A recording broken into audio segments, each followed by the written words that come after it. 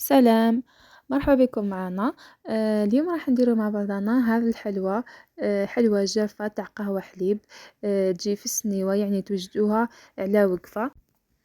هنا تبعوا معايا المقادير وطريقة التحضير تاع هذه الحلوى اللي تجي بزاف بنينة.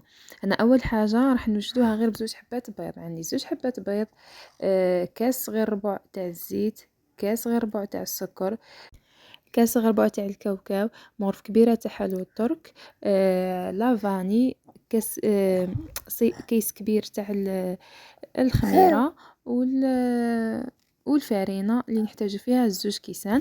يعني كامل المقادير راني قيستهم بنفس الكاس اللي راكم تشوفوا فيه. انا اول حاجه عندي زوج بيضات، راني نخلط فيهم مع هذاك الكاس تاع السكر حتى يذوب.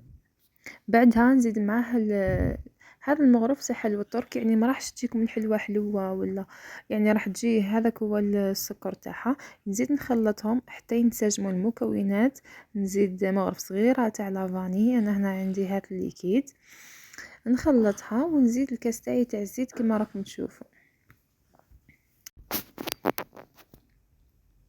هنا بعد ما نسجموا المكونات كامل مع بعضهم، نزيد الكاس تاع الكاوكاو كما كنتوا تشوفوا معايا. راني خلطتهم غير بالفوي، ما استعنت لا بالباتر لا بحاجه واحده اخرى. هنا بعد ما خلط الكاوكاو نبدا بالفارينه. نحط الكاس الاول، نزيد عليه كيس كبير تاع كيس يعني تاع الخميره، وزن 10 غرام، وندخلهم مع بعضهم. هنا راكم تشوفوا في الخليط مازال طالق روحه. هنا نزيد الكاس الثاني، ندخلو في الخليط، دوك تشوفوا القوام اللي راح نتحصلوا عليه.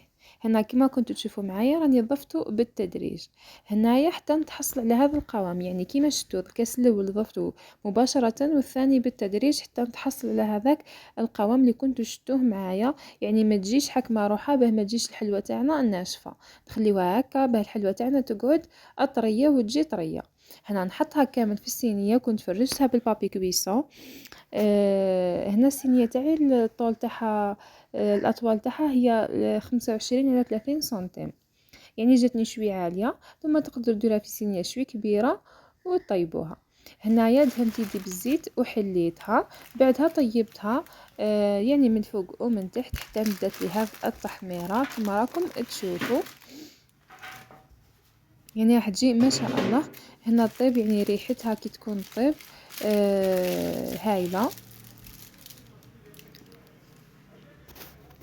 راكم تشوفوا العلو تاعها هنا جات شويه، جات مليحه، يعني بالنسبه لي مليحه. نتوما تقدروا اللي يحب الحلوه هابطه يقدر يديرها في صينيه اكبر، لكن هذه الصينيه هذا هو العلو اللي عطاتهم لي.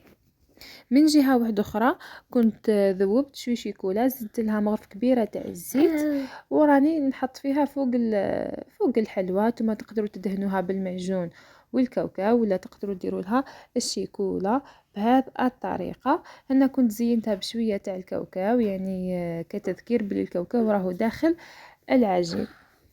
وهذه هي الحلوة تاعي كيما شفتوا معايا، سهلة خفيفة ظريفة. شوفوا عدد الحبات اللي عطاتهم لي، يعني كنت قصيتها كبيرة ما راهيش صغيرة. وهذه هي الحلوة، يعني راح تناسب بزاف القهوة حليب. ان شاء الله تكون عجبتكم وتجربوها. سلام.